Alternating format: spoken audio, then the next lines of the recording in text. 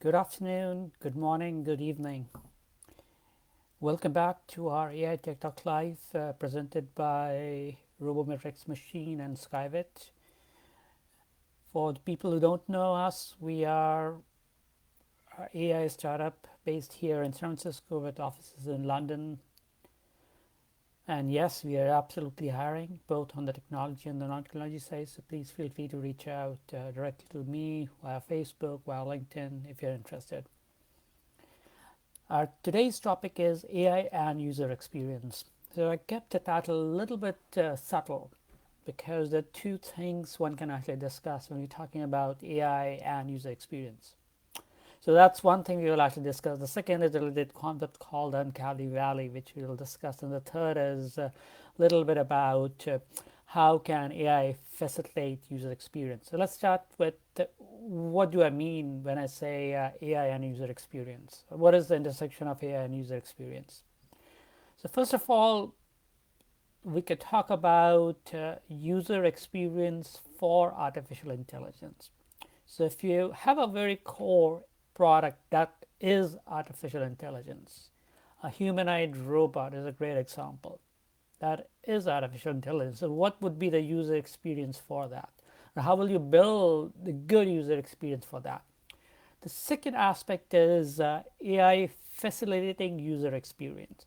So there could be an enterprise application, there could be a ATM for your bank, and based on the types of the user accessing it, you may want to use artificial intelligence to adapt the user experience. For example, a website where some of the menu bars or the buttons that you're shown are based on how likely you are to use it, and that change happens in real time. It may even be customized for you. Our We will cover the first aspect in the next 10 minutes, which is user experience for AI. So here we're talking about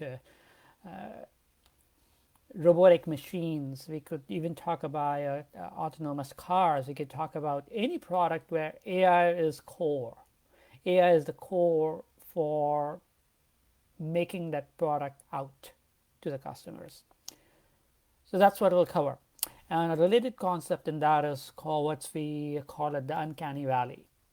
And that's also one of the reasons why a humanoid robot may not look that nice to us versus a robotic cat, for example.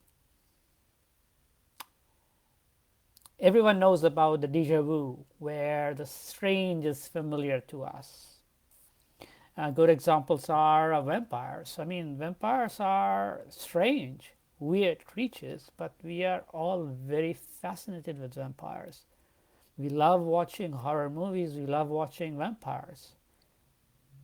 Those human looking, ugly creatures that are sucking blood.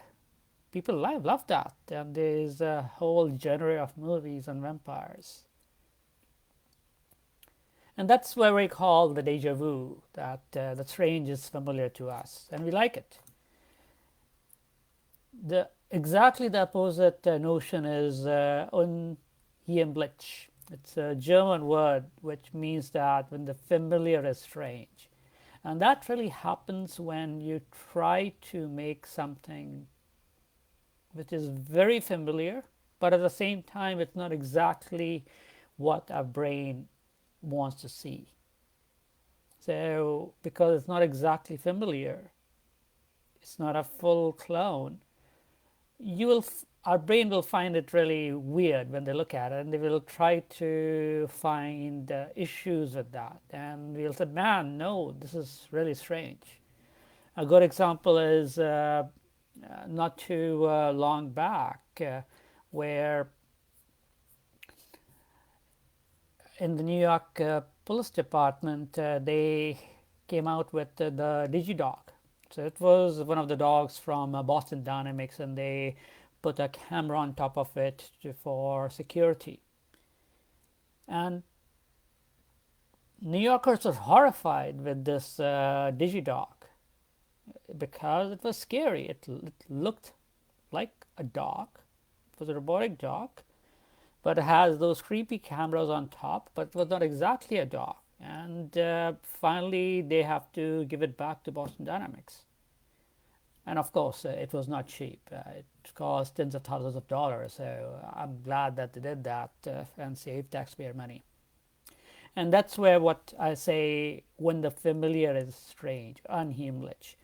A lot of the humanoid robots that exist today come under the same category where it's very, very hard for us to really replicate a human being, but we come close to that. And those are the two concepts. And the connecting factor to these two concepts, déjà vu and inhumlich, is the uncanny valley.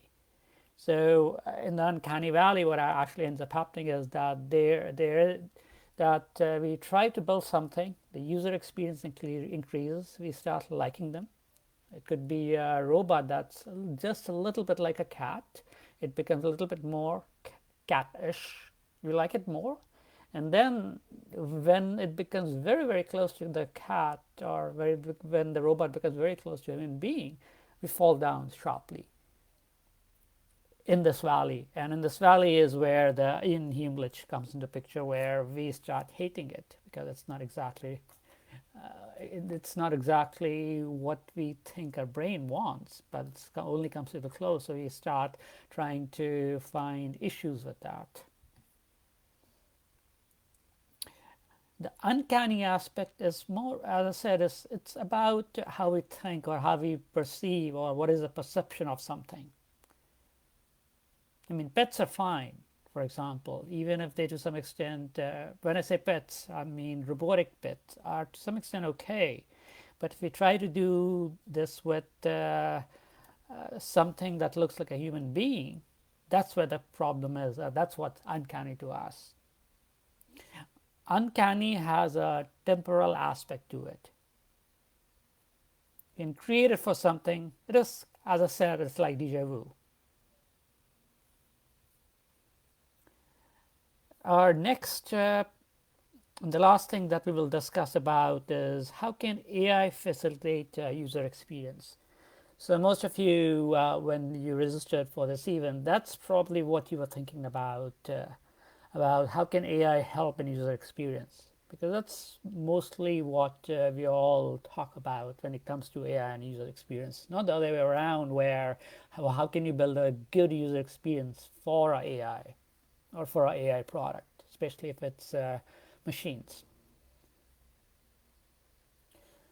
That said, let's talk for 2 minutes about AI facilitating user experience. The first example I actually gave in the beginning was how can you adapt a user experience, or how can you adapt user experience of a web page or a mobile application based on how many clicks or what do the user usually do on a daily basis. Facebook has been doing that. Lots of other companies have done that, where they start with a smaller scale, where they will have a user group where they are tracking these small user groups that are part of the design team. And some companies do it in a much broader scale because they are getting data, what type of the clicks that you may have done, what pages that you may have visited within Facebook or other web applications, or what all different pages and different applications that you use in a fixed amount of time.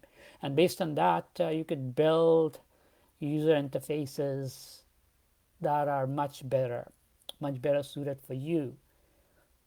That's one where you come up with a user interface that is great for a huge chunk of population. You could even make it smaller, where you come up with an adaptable user interface that is specific to you.